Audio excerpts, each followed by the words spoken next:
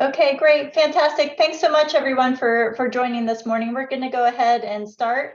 We have several presentations we would like to share.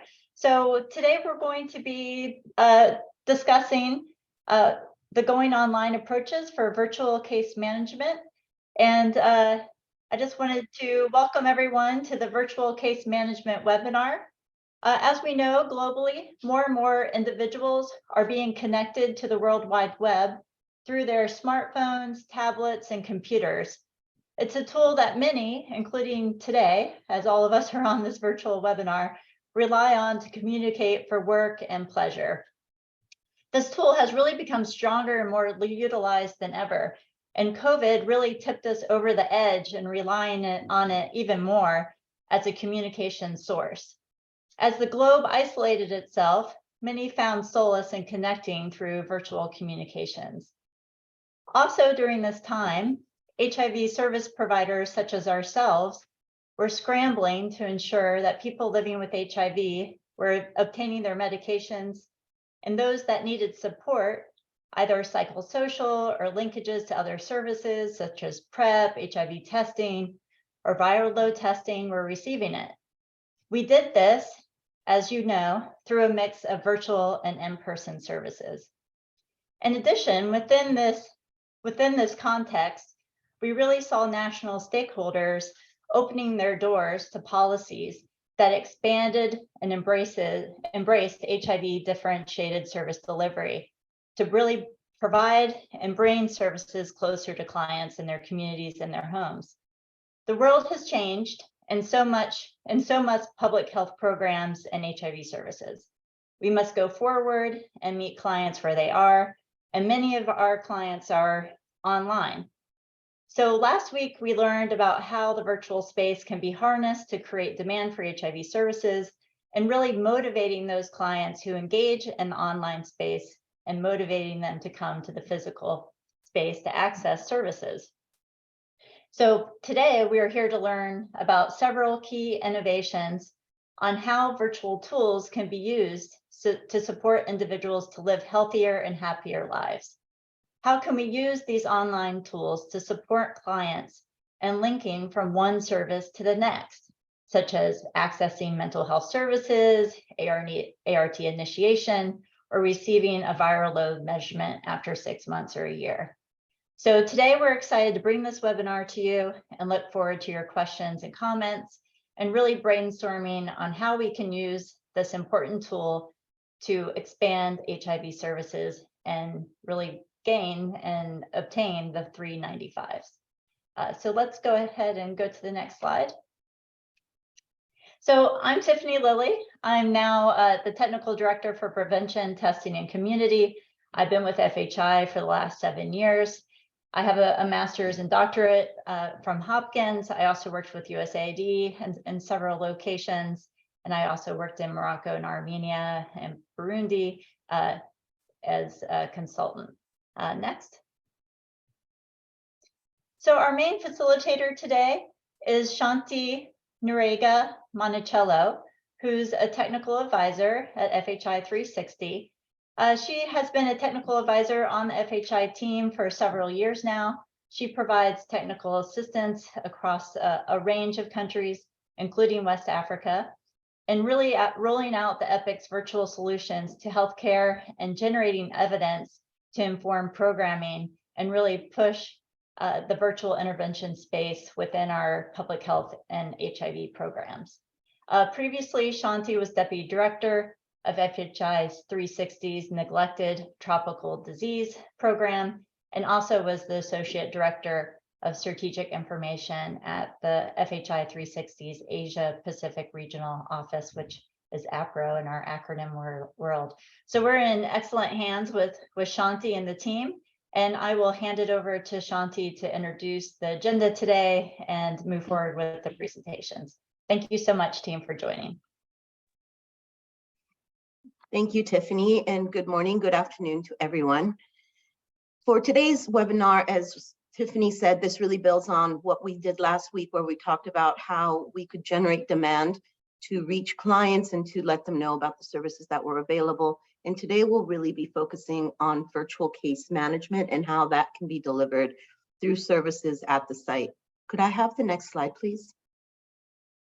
So we hope that through today's webinar, you are able to learn about what virtual case management is, hear from implementers about the lessons learned and the considerations for strengthening existing or planning new virtual case management activities, and finally learning how virtual case management can be applied across different disease areas. Next slide, please. We've gone through our welcome and introduction, and we're going to talk about some of the technical considerations for implementing virtual case management, which I will be presenting, followed by some examples from how treatment navigation can be done using virtual tools in South Africa. Next slide, please. And we'll finally end the webinar with a presentation of how online platforms can be adapted to serve other disease areas, with specific examples around how these platforms can be used in mental health services in the Middle East and Northern African region. Next slide, please. Okay, so welcome everybody. Thank you again for taking the time to join us today. Next slide. As Tiffany introduced me, I'm Shanti Noriega-Manikilo. I'm the technical advisor in telehealth here at FHI 360. Next slide, please. Okay, and this morning I will be presenting an overview of virtual case management before turning it over to my colleagues to share their experiences in designing virtual case management approaches in South Africa and providing virtual services for mental health in MENA. First, I'll focus on HIV case management, or VCM, and I'll begin by providing rationale for its use and a description of what we mean by VCM. I'll then finish up by going over some defining characteristics, approaches for delivery, and description of different VCM models. Next slide, please. So about virtual case management, in the next few slides, I'm just going to provide a quick review of definitions, rationale, and characteristics of VCM. Next slide. Okay. So what is virtual case management? It's not different than the case management we would be providing to clients if we were using face-to-face and more traditional approaches. It really is a tailored, individualized approach to HIV care. So we have a case manager who's responsible for supporting a client over time to achieve their health outcomes. In most cases, that would be viral suppression for HIV positive individuals. And this case manager, when we're talking about virtual case management, is really approaching this work by leveraging technology such as messenger platforms like Facebook Messenger, WhatsApp. They might also be using video and telephone calls to follow up with their clients to provide services. And those interactions generally are not face-to-face. So when we're talking about virtual case management, we're really talking about a focus on how clients and their case managers interact. And even though a case manager may provide some services over the phone, it's important to remember that there will always be times when a client interacts with clinical or laboratory personnel face-to-face as they need follow-up access to treatment and refills, or need to do follow-up laboratory exams such as viral suppression and viral load laboratory tests. So when we talk about virtual case management, we're talking about the relationship between the case manager and their client, and the use of these different technologies to provide those services. Next slide, please. So as Tiffany mentioned in her introduction, COVID really served as a catalyst to launch virtual approaches in order to support the continuity of care. This is something that virtual approaches were already starting to be used in programs, but COVID-19 really served as a catalyst to really expand this. And so in many settings where approaches were nascent, the pandemic really served to launch this approach and expand it.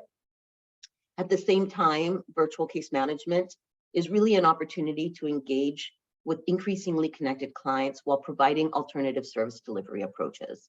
So aside from providing an alternative to traditional service delivery within the context of core principles of DSD, it really is also focused on client-centered care. So it really provides the clients ownership over how and where they receive the services that they need. Next slide, please.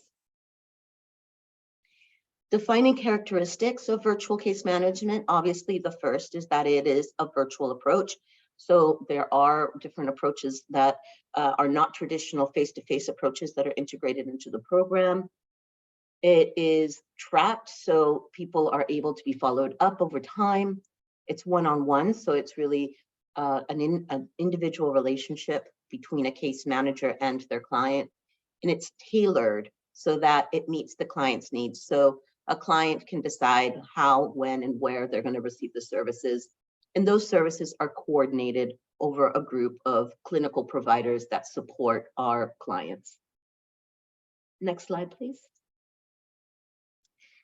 There are several models that can be adapted to the context of HIV programs to reach different target audiences based on several variables. So those include the team format, which is really looking and answering the question about who provides virtual case management services. This can be provided within the community, where you have community members that are hired and trained to support clients across a range of services. It can be a hybrid team model, where you have community and clinic-based staff managing their own overlapping clients. So these clients might be receiving some services from community-based staff and additional services from clinical-based staff. Or it can be a team format that's really clinically focused, where the clinical staff is really the person who is following up with the clients and providing the services across the various different needs that the client might express. The second component of the models is really around the support structure. That answers the question is, what's the scope of the services provided, and when do we hand off clients from one provider to the other? And in this, under this question, we can look at dual structures. So this is where you have community and clinic-based staff, each having their own overlapping clients that they track and follow over time. And each, the community and clinic-based staff, use their own case management system. So they have different tools that they're using to track the services that a client receives. And this is used when an HIV program needs to track and report clients who access services across facilities. So this is really a model where we see that clients might be going to various different facilities and receiving services from various different people. You can also have a staggered approach, which is where clients are supported by one case manager at a time, and maybe they're supported by one case manager during the first 6 months of treatment, and then they're handed over to another case manager or an adherence counselor over the next 6-month period, once they have maintained a viral load that is suppressed.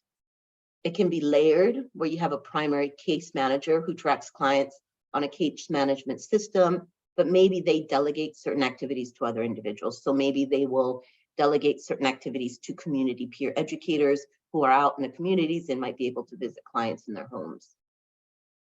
You might also have a support structure that's very singular, which is where one person is responsible for each individual, and they're actually going to be following up and supporting this client throughout their clinical journey. The last section of adapting virtual case management is really discussing and planning how do clients stay in contact with their virtual case managers. So under this, the channels, we can look at a virtual only approach. So this is where your case managers, they only communicate with clients virtually or online. So there really isn't that face-to-face interaction. This is maybe an approach that's used in remote areas where you have case manager teams that are spanning various geographical regions, or where clients may find it difficult to come to a facility to meet with their case manager, or maybe the client just prefers to have a little bit more confidentiality and have control over meeting with their case managers on their own terms at times that are convenient to them. And so it's important with the virtual only approach that while the case manager may only provide the services virtually, like I mentioned, there's always going to be the need for clients to engage with clinical staff for specific services like viral load testing over time. You might also have a channel that's partially virtual, and this is a situation where some, but not all case management services are provided virtually. So maybe the case manager might be calling the client on a monthly or weekly basis, but maybe sometimes they also meet in person. And this is probably a model that's used where case managers are located near the clients, and there's appropriate clinic and office setup for the case manager and their clients to meet.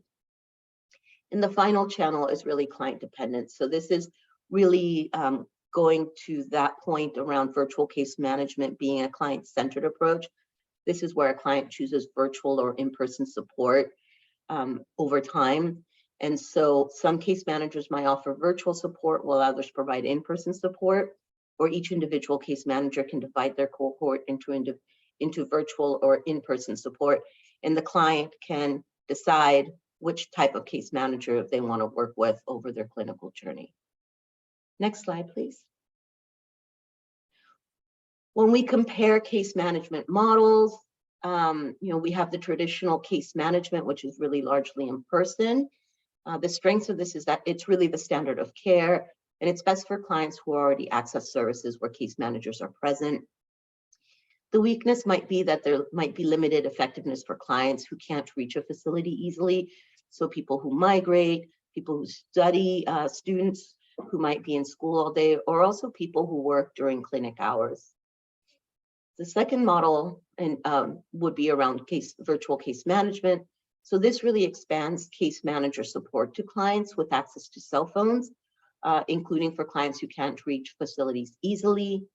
The weakness of this particular model is that there might be limited efficiency. So it really relies on case manager to be able to engage with their clients virtually. So they need to have the infrastructure, the tools, the ability to be able to call their clients and to reach them in a non-face-to-face manner.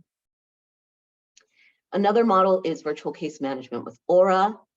This is an online reservation and case management app. This really increases efficiency via an automation of case management.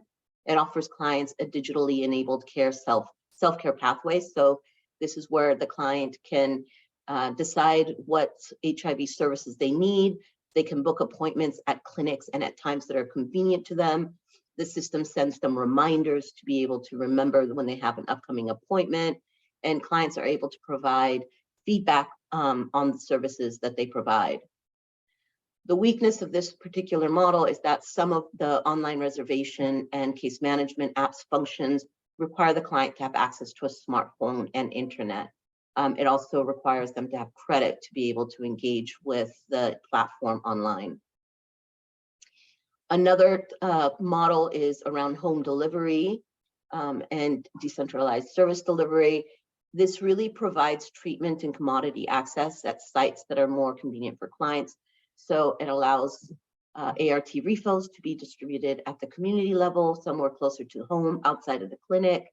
But it does limit face-to-face interaction that we know can reinforce key behaviors such as adherence, prevention, and it requires coordination across providers and distributors.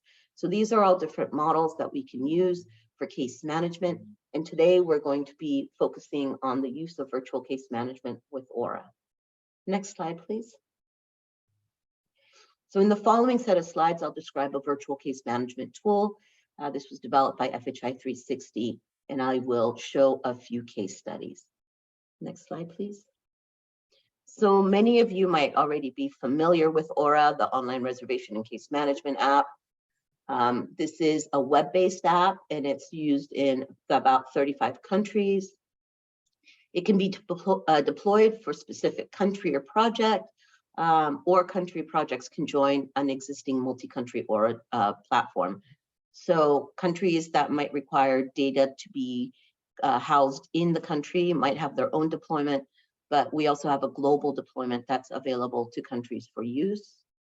It has interfaces and functions for clients and providers, for case managers and program managers that allows them all to track their clients. It allows them to be able to look at the data from clinics and the program as a whole. And it also allows for the clients to be able to reserve the services that they need when they need them. Currently, Aura supports health service delivery, not only for HIV, but also for STIs, for family planning, gender-based violence, mental health, and COVID-19 services. Next slide, please. These are the different types of functions that are available for the client, as well as the providers and programs. So on the top bar, you have all the various different functions that are available for accessing health needs. So a client can use Aura to do a service assessment that helps them identify the services that will be of most benefit to them. It also helps assess COVID-19 risk and screen for vaccinations. It allows also for the booking of services. So a client can find nearby health facilities and services. They can reserve those services at a day and time that's convenient. SMSs are sent to the clients to remind them about upcoming visits. And the client can also request virtual or home delivery for specific services like ART refills or HIV self-testing kits. On the provider side, the booking of health services allows providers to edit information and the availability of services at their clinics. So they can add additional services that would allow clients to book other services that are available. It also allows the provider to manage their bookings, so they can look at the various different bookings that are coming in on a daily basis or that are coming in on a weekly basis, so that they can manage their time effectively to deliver those services. And there's a back-end appointment booking function, so they're able to facilitate and help clients that might not have a cell phone to book the services, or also to change the bookings that have been made to new dates and times when a client calls and says that they need to change their appointments. For the service delivery, on the client side, they receive service. They have the opportunity to select how they would like to receive the different services. So whether that's in person, whether that's virtually through a phone call or a video call, or whether that's home delivered. It also sends notifications to the clients when test results are available. So for example, if they take an HIV test or if they've taken a viral load test, they'll receive an automated response, an automated message to let them know that their results are available. On the service and provider delivery side, they're able to report when a client arrives. They're able to also report the services that a client received. They're able to initiate a virtual consultation with the client. It can also provide decentralized service referrals and tracking, so they can put notes and the modalities and indicate where the client is receiving services or where refills need to be sent so that the client can pick them up. And for clients that are on ART or PrEP, the system will automatically book the next appointment based on the number of pills that were distributed to a client. For the follow-up, a client can do contact tracing. So once they've had a service and maybe they've tested positive for HIV, the client will receive a link that allows them to also refer their sexual partners, maybe their friends, also family members, and they can anonymously complete the form so that these individuals receive a message letting them know that they should come in and get tested. There's also an online survey, so clients can provide feedback to the services that they received. So this is a link that's sent after the client has arrived at the clinic and received services. So the client can provide feedback, which is confidential and is used then to help inform service improvement. They can also enroll in case management through the system so that they are assigned a case manager who will follow them up over time. And there are also automated reminders to book an ART and PrEP refill when the system detects that they are low in stock. On the clinic side, the system for the follow-up allows records to be assigned to specific case managers and outreach workers. So the case managers and outreach workers can see the cohort of clients that they're following, and they can track the services. They can identify when stock of drugs might be low. And so the system will alert them so that they can follow up with their clients.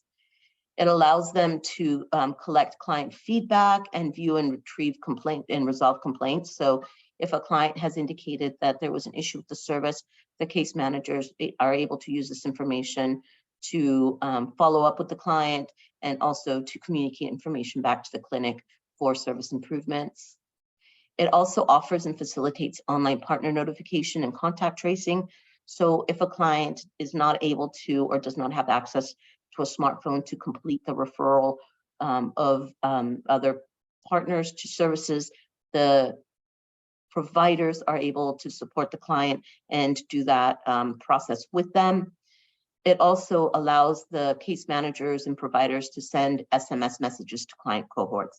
So if a clinic is changing hours of service, or maybe the clinic is going to be closed for renovations, they can send an SMS to all of their clients at one time to let them know that these changes have been made, so that the clients are able to be notified that the service availability might be interrupted. For the data use on the provider and program side, the system allows for tracking of results from online campaigns. So if you have an online campaign like we discussed last week on Facebook, the system will allow you to see the data so that you understand where your clients are accessing information about the system. So if they're seeing a campaign on Facebook and they click on the link, we'll know that that client came through the Facebook promotion, and it helps the program to identify what promotional channels, what sites are the most effective for bringing clients into the system. It also has live data visualization. So here the providers are able to see the cascade of HIV over time. So how many people booked, how many arrived, how many tested, what the results of those tests were, and how many people were linked to ART. It also then allows for data export in Excel. So that way that a deeper analysis can be done of the data, and these data can be used to inform program strengthening. So these are the various different client and provider functions that Aura is able to do. Next slide, please. So some of the considerations when you're deploying a system like Aura is that you really need to obtain client consent. So that really implies discussing with the client what the implications are of them enrolling and being able to use this tool, so that they understand how their data is being used, who has access to their data, who can see that information. You need to have tablets and phones with mobile data and calling time for the case managers. So many case managers might have their own smartphones, but if they don't have credit that is provided by the program for them to follow up with their clients, they might not be able to call their clients and use the tool fully to track and provide support to clients over time. The clients also need to have a smartphone and mobile data. This is a web-based app, so they need to be able to connect to the internet to book appointments on their own, or to take a risk assessment to identify the services that they might need. There's also an electronic system to manage the clients. So there needs to be capacity and training of case managers on how to use Aura to manage and support their clients over time. And this needs to be also translated to the management of the program, so that they're able to look at the data for quality improvement purposes. And there's also add-ons that countries can consider, such as adding the client feedback survey, adding different modalities for delivery of specific services in the community, such as distribution of commodities like ART. And also programs need to think about whether the platform is something they can use beyond HIV by integrating additional services like family planning, like COVID, monkeypox, or even prenatal care. Next slide, please. I just wanted to share some case studies before we switch over to the country examples that will go into more depth about how they've used virtual case management. The first is around Nepal. So Nepal started in March 2020, and this was at the height of the pandemic. And they modified the reporting forms to document when the client contact was made, so whether it was virtual or in person. And when in-person contact was not available, case managers called clients to provide support.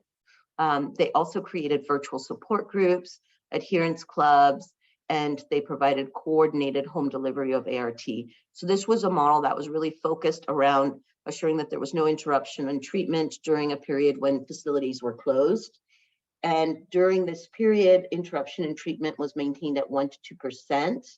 Viral load suppression was maintained at 94 to 95%. And case managers used virtual channels as necessary to support clients, but returning to in-person interactions when feasible. So this was a period of time that they were applying the virtual case management really to reduce that interruption in treatment and successfully maintain viral load suppression. So an example about how you can use these systems to provide ongoing treatment and care during emergency situations. Next slide, please. In Namibia, they started using the online reservation case management app in 2020. They put the clinic's case managers onto QuickRes to manage their patients in groups and to track the service access to PrEP and ART. Clinic-based caseworkers worked with community providers to deliver some services. So the clinic-based case managers maybe would call clients, but the community-based providers would also interact with clients at the community level. And by the end of March 2022, there were over 12,000 appointments that were managed using QuickRes, with about 74% of clients arriving for their HIV services.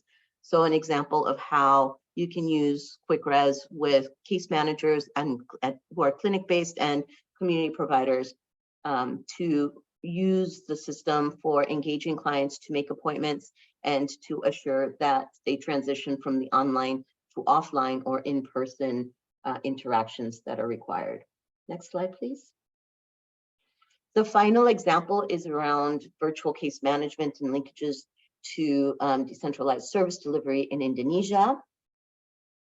Next slide, please. So some of the considerations that were put into place to assure that third parties could deliver treatment to clients involved establishing partnerships with supply chain partners. So who was going to be providing these services and delivering the drugs and commodities at the community level where it would be easier for clients to receive these. So in Indonesia, they established these partnerships, including with courier services, who would be going into the community with motorcycles to deliver the treatment that was required. It needed to also look into the local laws and regulations for distribution and who could do this.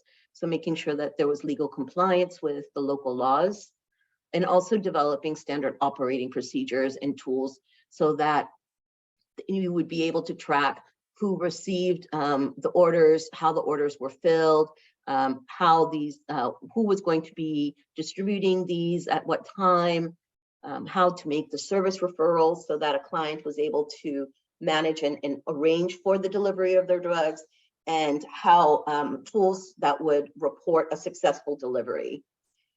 There was also a consideration relating the appropriate packaging of ART. So how you could package the ART in ways that it was discreet, so that it wasn't obvious that ART drugs were what was being delivered at the community level, so safeguarding the client's confidentiality. And then also training on making and following up referrals. So how you followed up with clients to assure that they were arriving to their appointments, that they were also receiving the drugs and commodities that they had ordered. And obviously, how do you increase client awareness on the option to receive their drugs and other commodities at the community level? So how do you promote this service among the clients so they're aware that this is something that is available to them? Next slide, please. So what are these models look like? So these different models are really out of facility ARV and HIV service delivery. And so a lot of them actually leverage the private sector. So several countries are implementing DDD, especially in the last 3 years because of COVID. And this really was focused around decongesting health facilities. So these models range from providing drugs at the community sites to private clinics and pharmacies. It might also include automated distributors and home delivery. And the selection of the most relevant model can be done locally based on the HIV and COVID epidemic context, what the client preferences might be, what resources are available to you, and those existing policies and systems. So again, looking at that legal context, whether or not this is something that can be done. So ideally, all models can be rolled out to afford clients opportunities to choose from a variety of access options according to their preferences. So again, going back to this client-centered approach. So the more models that are available, the more options that a client can choose from. And they also offer an opportunity to distribute other medications besides from ART drugs, so that some ART clients can receive tuberculosis prevention treatment, for example, and or medications for hypertension, as well as the same channel can be used for reaching non-ART patients with other medications as well. So DDD models are great. We've done a lot of work with using them for ART distribution, but it can be used for much broader service delivery and commodity delivery than beyond ART.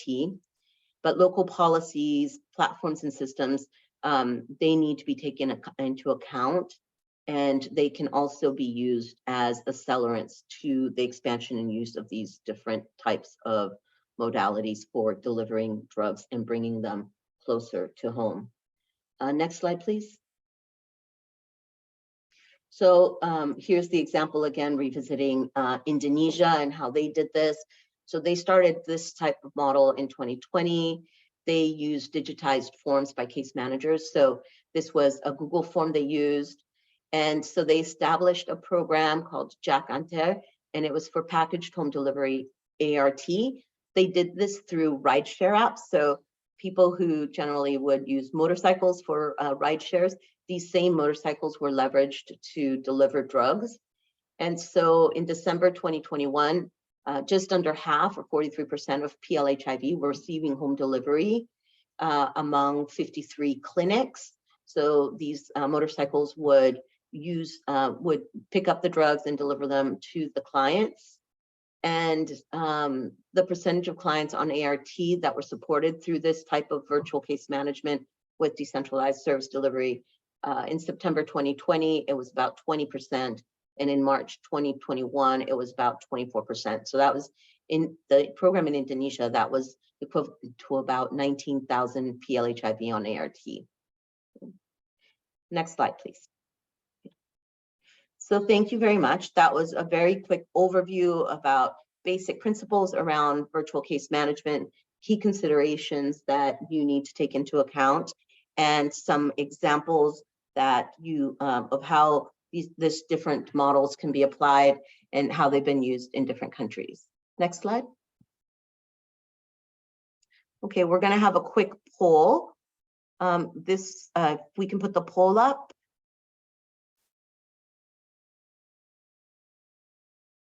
Okay, so here's some questions for you, and if you could just take a minute to respond.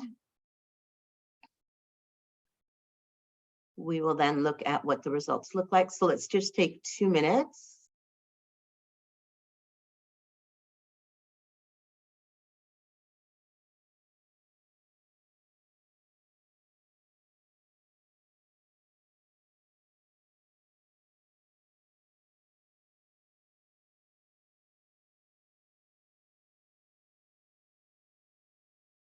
Maybe we can take a look at what responses we have.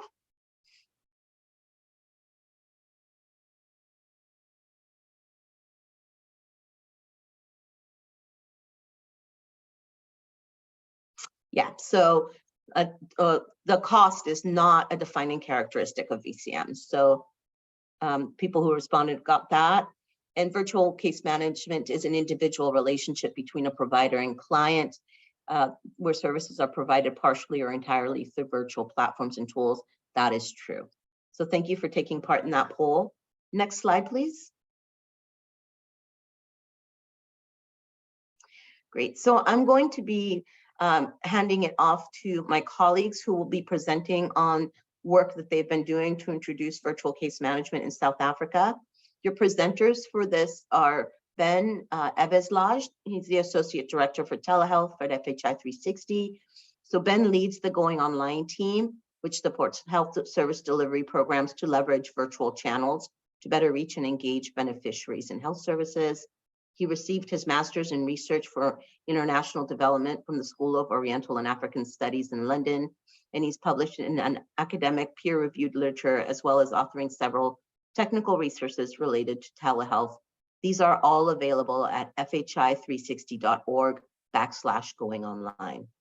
Next slide, please.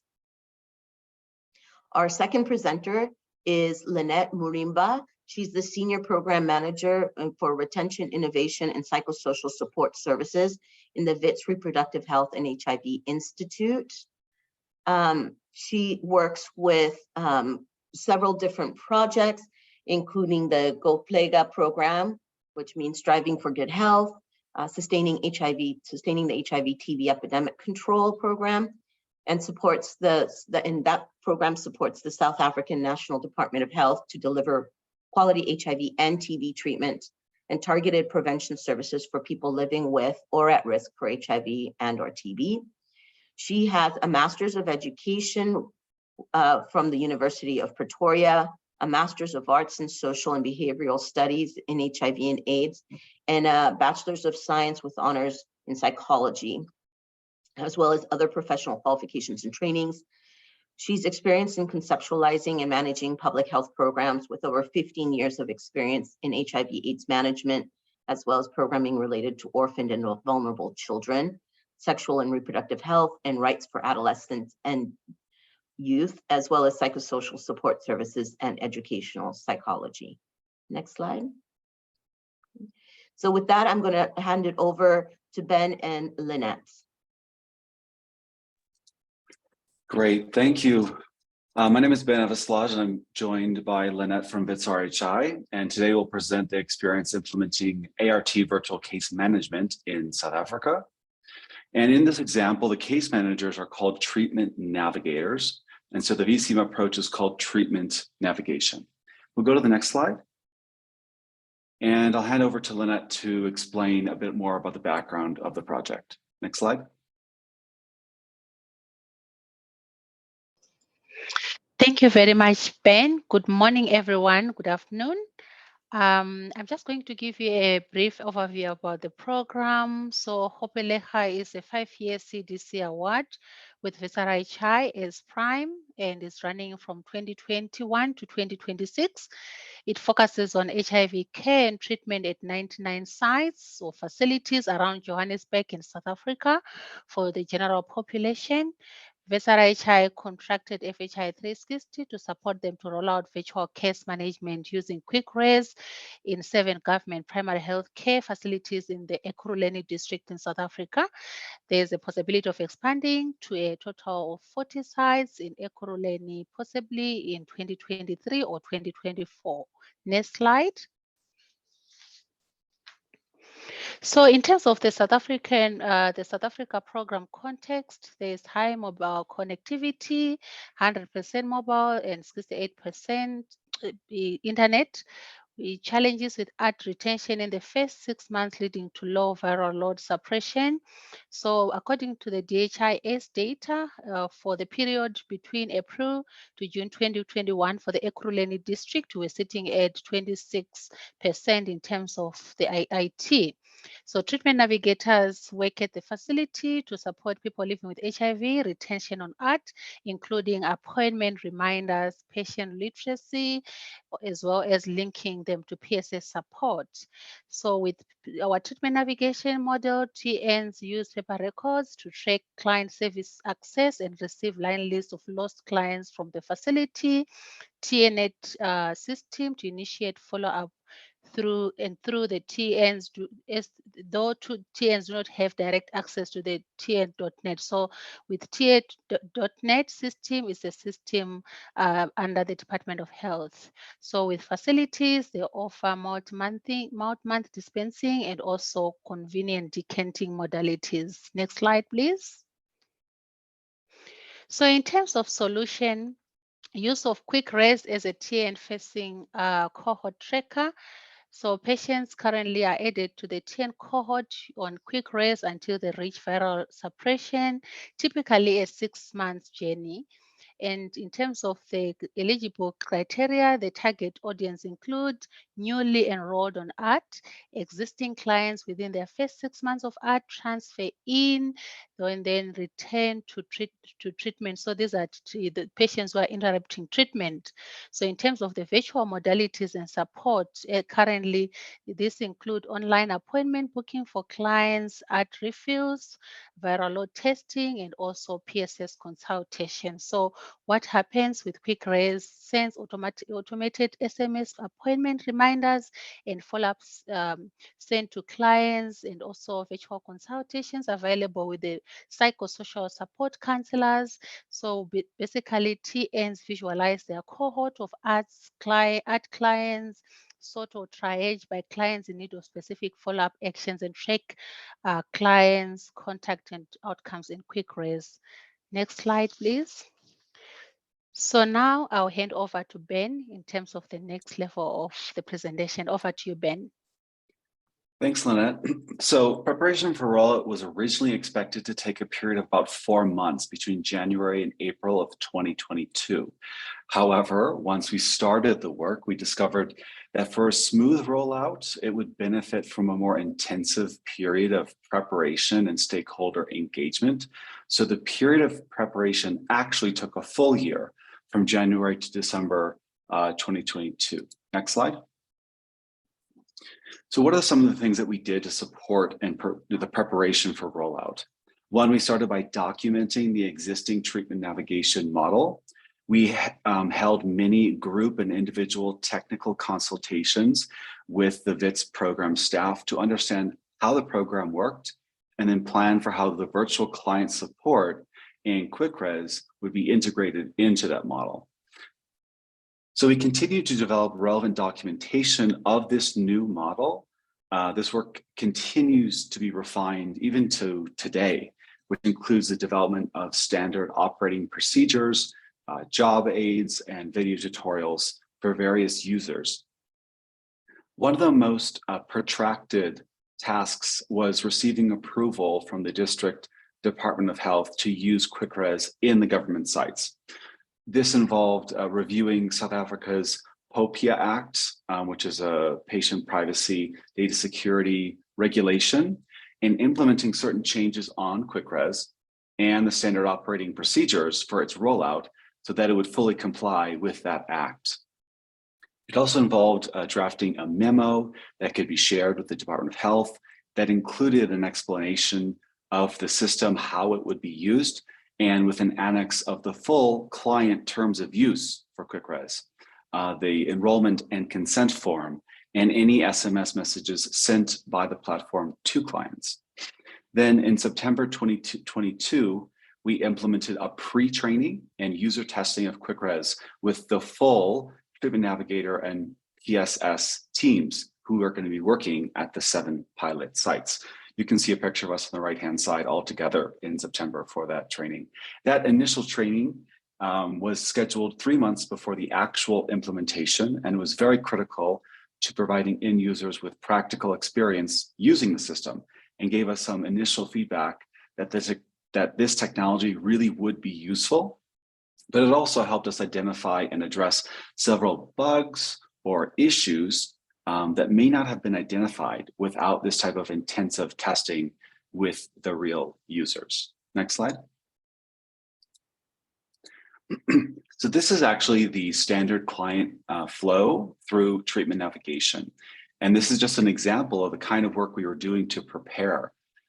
These 4 main boxes demonstrate various stages in the client flow through treatment navigation. The first one on top is their first visit to the facility when they would be enrolled on QuickRes and in the treatment navigation program. The box below represents their repeat or return visits for their ART refills and for viral load, and on their final visit, their 6th visit for viral load testing.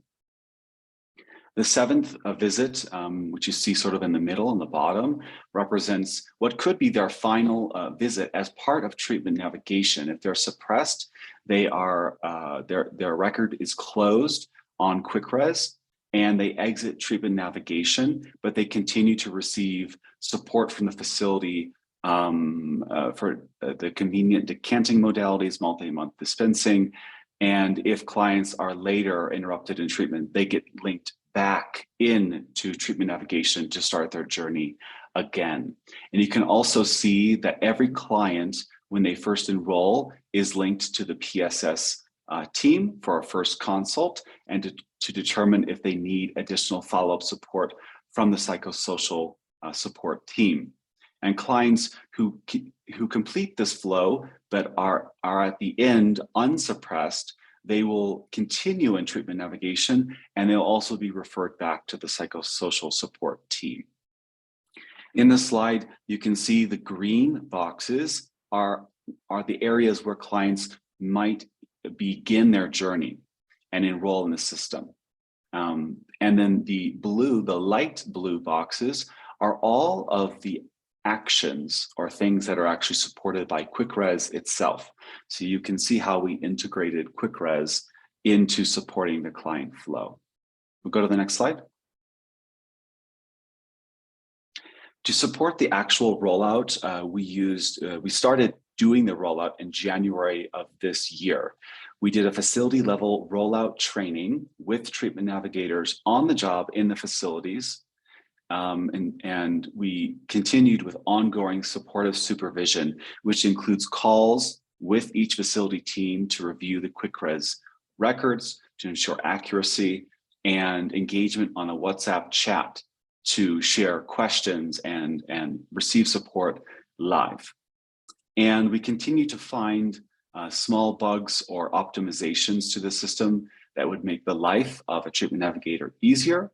And we continue to apply those upgrades and optimizations and update any guidance documentation. Next slide. To support rollout, we developed some job aids and video tutorials. So we did a tutorial on how the treatment navigators should go about enrolling new clients in the system. And you can see those links to YouTube on the right side. We also created a very simple one-page diagram that shows for each type of client you enroll, what are the steps you need to do on QuickRes, which is something that can be printed and posted in the facility for the treatment navigators to remember. Also, within the back end of QuickRes, when the treatment navigator logs in, there is a help section that gives a link to the full standard operating procedures, the video tutorials, and the job aids, so they can view it all within their tablet. Next slide. And next slide, thank you. And I'm gonna hand over to Lynette to discuss the results. Next slide. Thank you very much, Ben. So I'm just going to give a brief overview in terms of the results. As Ben has indicated that we got approval from the Department of Health, and with the implementation, we started in January. So this data, you see that we are looking at the overall results from the first month of implementation. And in the graph, we show the appointments for each of the 7 pilot facilities. And on the right sidebar, we show the total results across all sites, including details of individual clients added to the cohort, and also the PSS or psychosocial appointments, which are not shown in the graph projected. So you find that in the graph, you can see the number of appointments booked in dark blue, which include the appointment where the client enrolled in treatment navigation and their future refills. Then in the light blue are the number of past appointments that were reported as arrived. In the gray are future appointments. And finally, in the red are past missed appointments. The red dot above is the percent of past appointments reported as arrived. So overall, we are very happy with the percentage of the clients who are reported as arrived for the appointment, which ranges from 76 to 100%. Something to note is that because of this is the first month of implementation, most of the appointments shown here are for clients who enrolled in case management, and that only happens when the client visits the facility anyway. So we are still waiting for the results from the first set of refill appointments, which are now being recorded in February worry, and this means that we may see a decrease in arrival rate in the coming months. That said, this kind of visualization and easy tracking on quick res when clients have upcoming or missed appointments will allow us more efficiently improve the arrival rate as compared to what we used to do using the paper-based system. So another thing we have noticed when reviewing this data was that some of the high volume facilities showed a lower number of appointments on quick res.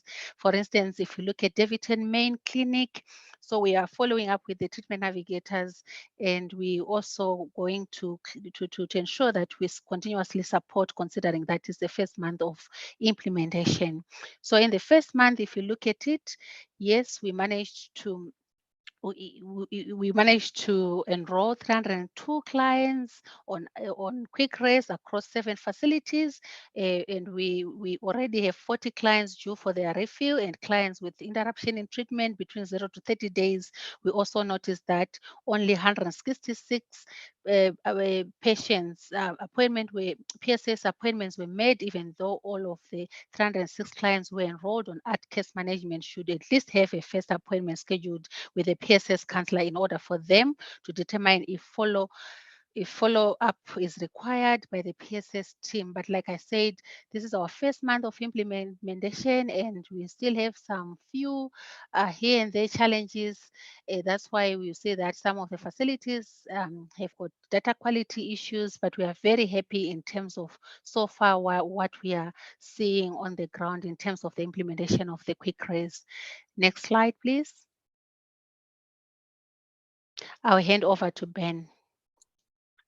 Thanks, Lynette. So from what we've seen and what Lynette already described, Quick Res is seen as a remarkably simple and comprehensive client management software with powerful functions for ART treatment navigation. For an example, you can see some of the functions on the right sidebar on this slide that make the life of a treatment navigator easier. So you can read some of those there. I want to give one quick testimony that was shared to us from a treatment navigator. You can see it as a screenshot on the phone. It says, "Hello, for me, Quick Res, it's very helpful in a way that makes my life easier. My patients are coming back on their appointment dates and they're receiving SMS from Quick Res. So this system is very different with the manual treatment navigator book that we were using before. Even if the patients miss their appointments, it's easy to identify because it's highlighted with red color. Thank you." So I know a couple other items that we've learned from implementation. One is that we do continue to find periodic system errors and data quality issues, but the system allows us to identify those quickly and correct them so that they don't persist. A lot of the technology issues that we feared would be barriers at the beginning do make the work harder, but not harder than the traditional paper tools. So some of these challenges would be load shedding, which is basically when the electricity goes out. Also, other issues are inconsistent mobile data, such as no signal, which happens sometimes in some facilities. And sometimes also the tablet size and battery life can also be some limiting factors. That said, the team is continuing to make this work and be more helpful than the previous paper tools, and that's our goal. And let me just go to the next slide and mention that if programs are interested in a live demonstration on how Quick Res works, our team is available. And we'll go to the next slide. If you're interested to view a demonstration of how case management works on Quick Res, when you receive these slides, you can simply play the video here from YouTube, and you can view an example of how this works. Next slide. Thank you for your time. And if you have any questions for our team, our email is located on the bottom of this slide. And I think now we'll continue to the poll. Thank you, Ben. Thank you, Lynette. So if we can put the poll up and ask participants to respond to the 2 questions that are presented there. So we'll take 2-3 minutes to give you a chance to read and respond.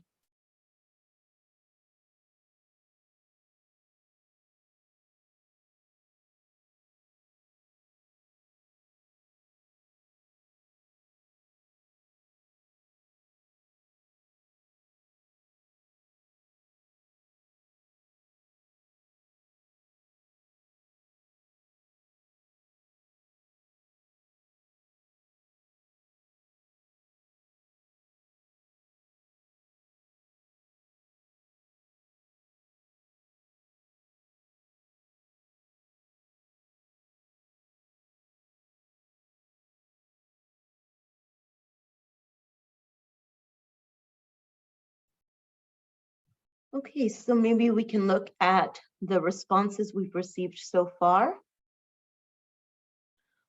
Right, so how can QuickRes support ART case management? You can select all that apply, book client appointments, view client current stock, view and resolve, complaints reported, and facilitate virtual consults. In fact, QuickRes can help with ART case management with all of these different approaches. Do you think your program would benefit from using a tool? The majority of people who responded said yes. Okay, so thank you very much again, Ben and Lynette. And if you have any questions for Ben or Lynette, please go ahead and put them in the chat. I'm going to move on to our final presentation of the day. This is looking at mental health services in MENA. One of your presenters today is Robin Dayton. She's a senior technical advisor with FHI 360's HIV department. She has more than 15 years of experience in public health, including developing, implementing, and assessing HIV and violence prevention and response programs domestically and internationally. Robin currently supports the implementation of HIV programs for key populations by facilitating access to holistic services, including mental health support, and addressing the structural issues, including implementer security challenges that affect service access. Next slide, please. Our second presenter is Rhea Lahoun. She's a technical officer with FHI 360. She's based in Beirut, Lebanon, and works as the manager of the MENA Moves project. This is a USAID funded activity led by Pragma Corporation and FHI 360. A young human rights activist focusing on minority groups, Rhea has advocated for the inclusion of marginalized groups such as LGBTQI+ people, refugees, and survivors of GBV in the MENA region for the past 6 years.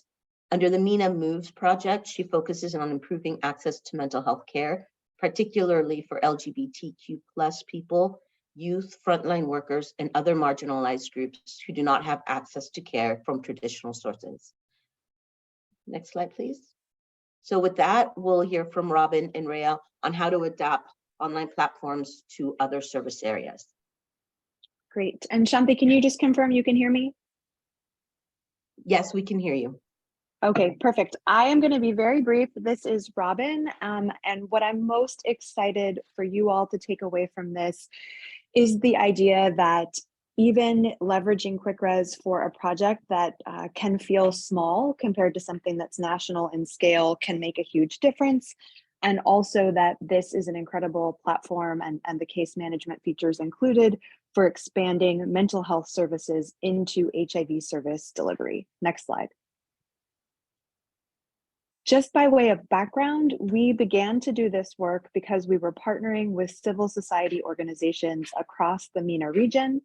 And this was at the very beginning of COVID. There was an incredible amount of stress on them, both because of the pandemic, but also because of working in hostile environments. And when we asked what the main needs were in terms of the security of their organizations, they actually came back and said the biggest issue they faced was a human resources issue. So that both their staff and their clients had so many different stresses, especially those working with or part of marginalized communities, that they really needed to add in a mental health component. And so the MENA Moves platform was born out of that after a security effort, which you can certainly read more about and access resources as shown on the page. Next slide.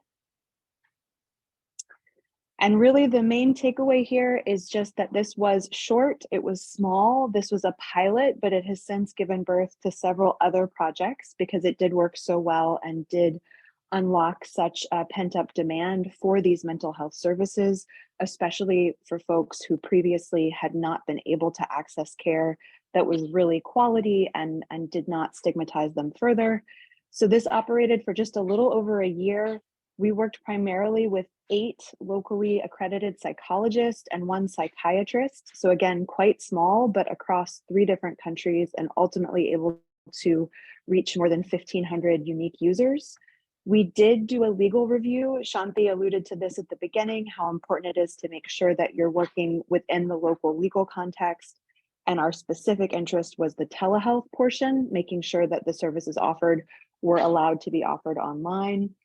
We trained psychologists that the CSOs had recommended, but they were not trained, of course, on psychology by us. They brought those skills, and instead we were focused on helping them use the platform and then helping them feel comfortable transitioning to telehealth, because there are some differences there in terms of service delivery. We did have the opportunity to survey them throughout the project implementation. Because we really protected client data, we did not survey clients directly and instead spoke with the CSOs and the psychologists themselves, and then continually made system updates, including to case management, based on that feedback. So turning over to Rhea to really get into the good stuff. Thanks, Robin. Can you hear me? Robin? Yes. Okay, thanks. Thank you for kicking us off. So now about the case management. Original bookings were either made by clients or by the local CSOs that the project was working with locally. The case management system that was used in this project was QuickRes, so the same case management system that was presented by Ben and Lynette. Initially, this case management did not include mental health related service provision or any type of mental health consultations. As part of the adaptation for this specific project, bookings for mental health consultations were added, which included 2 types, online or remote, and in-person consultations. A feature for emergency booking was also included. Providers used QuickRes to make subsequent appointments as well at the close of a session and to send reminders of upcoming appointments. Clients could also continue to book their sessions themselves on QuickRes as desired. Some providers also used the notes feature to share information with the program manager to help understand the time spent, for example, to report last-minute cancellations or in case of late arrivals. Next slide, please. So different decisions on the case management approach were made throughout the project lifetime. This included both project level decisions, but also organic decisions that emerged from needs that were reported by providers or the local CSOs directly. The main decisions on the case management approach were about the fact that follow-up with clients was going to be one-on-one, since providers were consultants who did not refer cases to one another, and that only one service was offered. So there was no need for case management tracking referrals.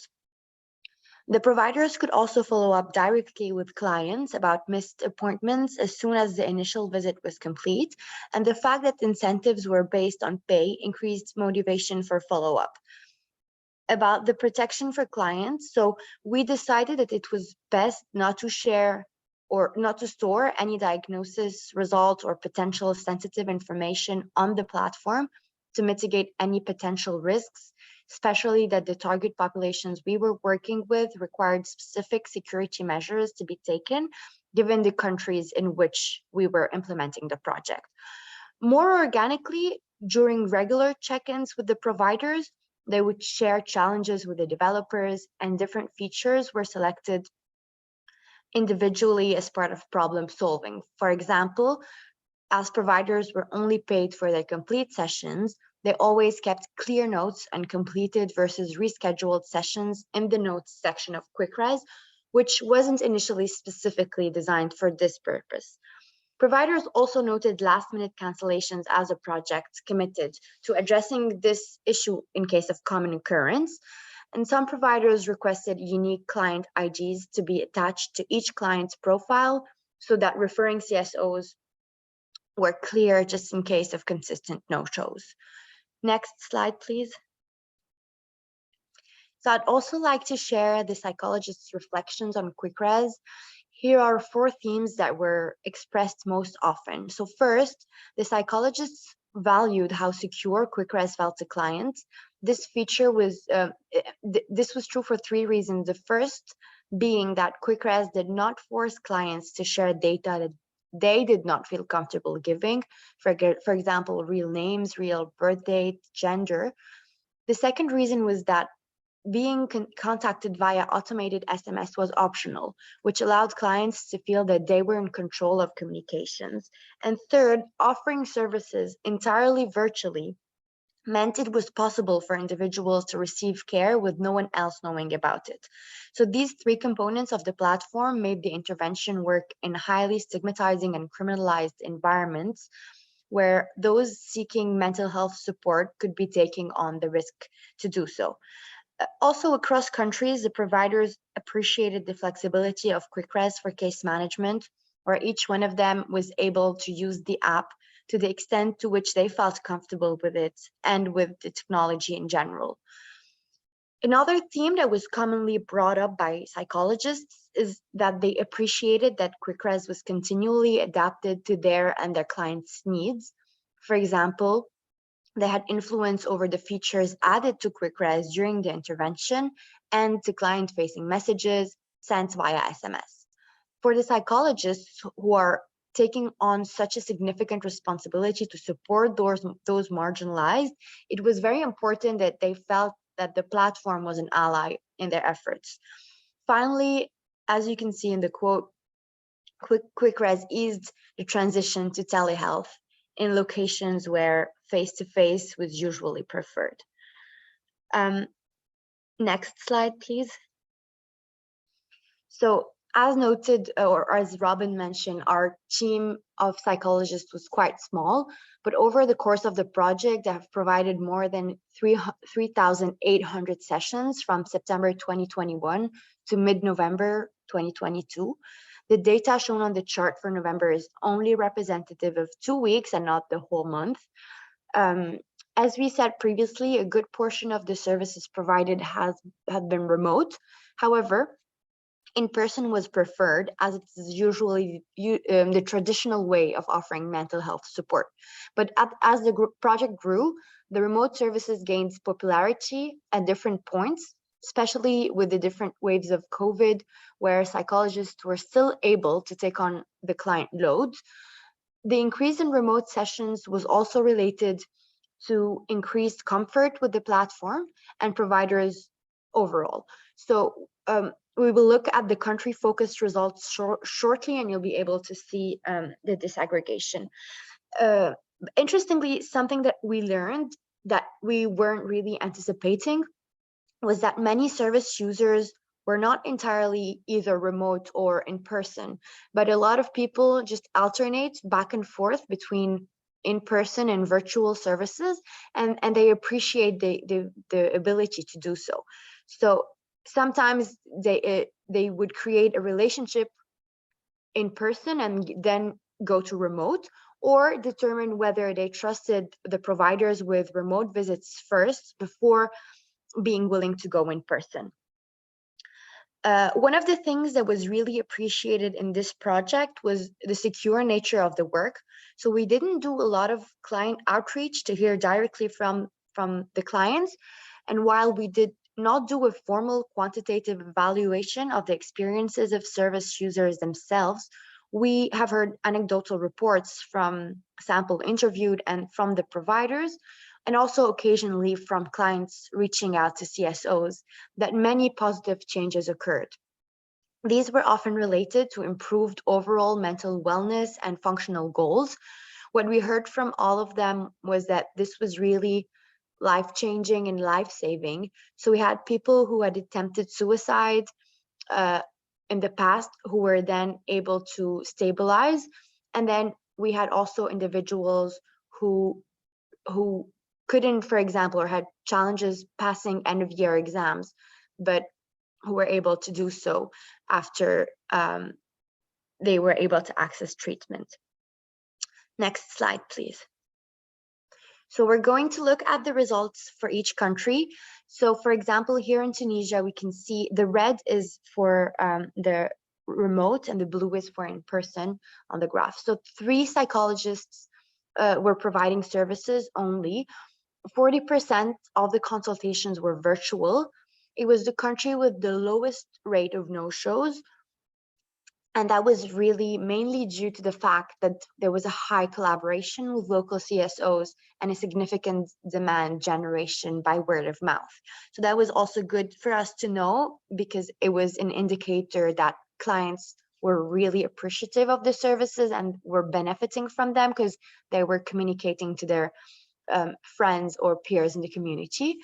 There was also a high demand and wait lists started to get longer as the project went by. Unfortunately, not all people on the wait list could be served because there were limited project resources. Next slide, please. Thanks. In Morocco, 2 psychologists only. They had 36% of the consultations that were virtual. There was a limited participation in the few months. However, this was rapidly compensated when one of the providers started offering group therapy and psychoeducation sessions, which then increased the demand for individual therapy sessions. Here too, there was a significant collaboration with local CSOs. Next slide, please. Okay, in Algeria, we had 2 providers, but 1 psychologist and 1 psychiatrist. So this explains why there were, first of all, less sessions overall, but also less remote sessions, because there are less frequent visits to a psychiatrist, and most of the visits have to be in person usually. So there was a little bit more virtual sessions towards the end of the project because people started to become more comfortable with the modality, but usually the context also in Algeria makes it so that the connection is not very, doesn't really help moving to virtual sessions, and there's a lot of like internet cuts. So that was not very preferred in that setting specifically. Next slide, please. So here I just want to share a voice from a client in Tunisia who says, at first I was afraid, but by the time I went to my provider, I felt safe, to be honest. Even the atmosphere was so safe. The environment was so safe. It was really, really good for me because I discovered more about myself. I developed many, many personal skills. I'm more friends with myself.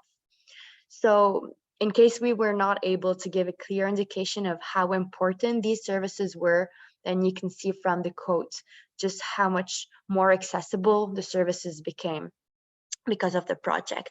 Next slide, please.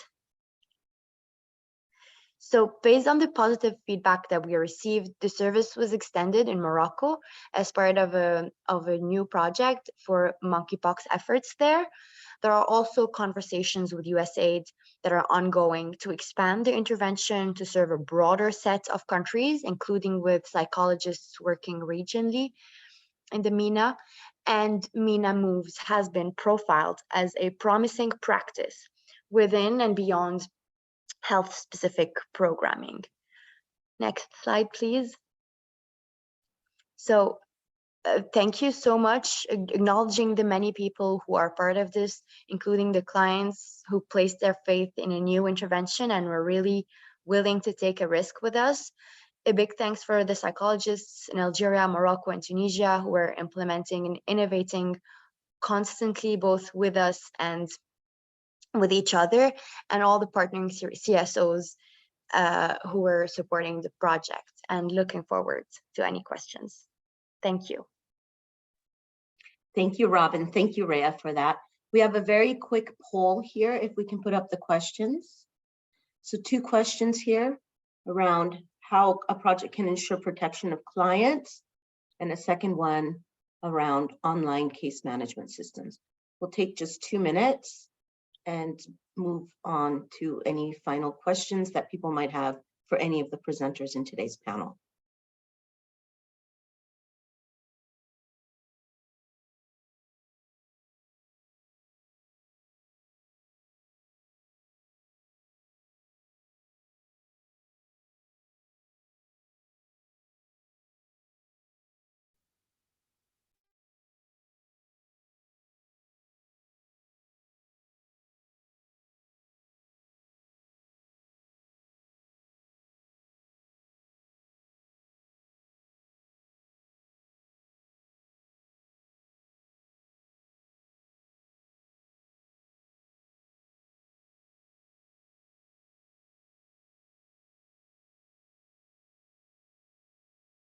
If we could maybe go see the results.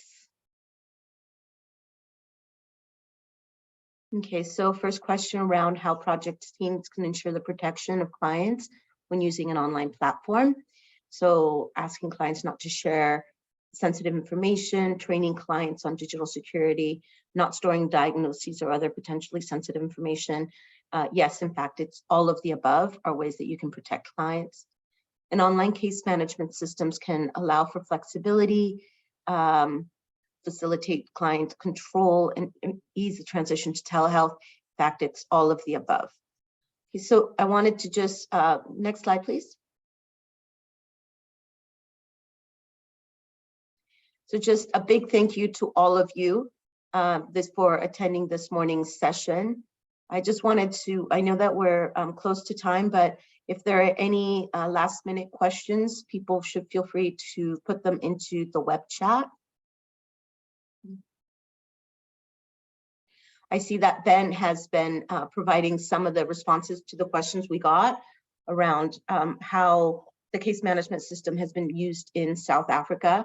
We had some questions around how you overcome challenges in having providers, how you have providers overcome challenges in using a new technology, as well as questions related to how you can use a system like this to facilitate access to commodities. Ben's responses are there in the chat for all of you.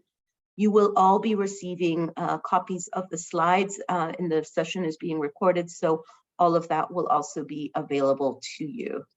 So thank you all very much for attending this morning's session.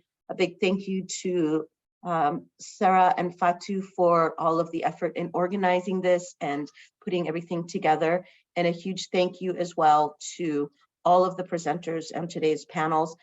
Your sharing of experiences is valuable for learning how others can adapt and build on what you have learned and how you've applied these types of approaches in your programs. So thank you very much to everyone and have a good rest of your day.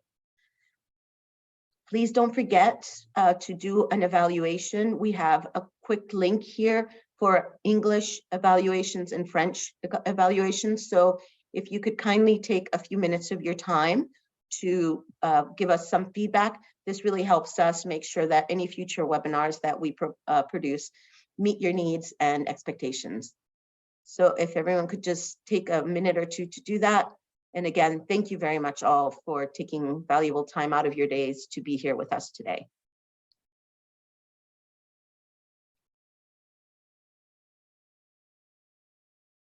You're welcome, Trudy. Yes, excellent presentations. Thank you to all of our presenters.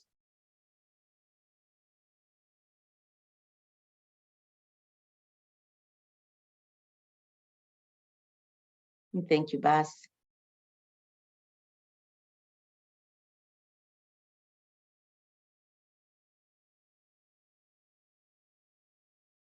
Okay, so I see we're at time now. So again, thanks everyone. If you haven't done so already, please do provide your feedback on this session. Wishing you all a good rest of your day.